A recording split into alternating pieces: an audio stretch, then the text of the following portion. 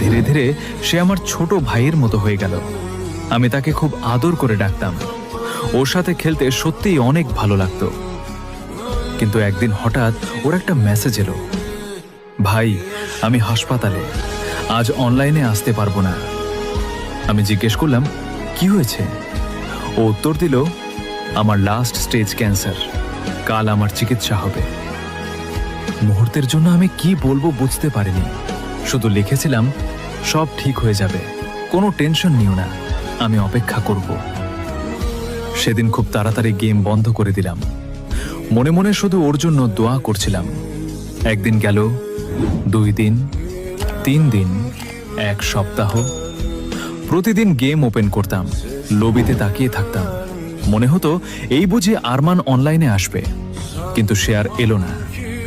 প্রায় 10 দিন পরে হঠাৎ একটি ফ্রেন্ড রিকোয়েস্ট এলো। আমি খুব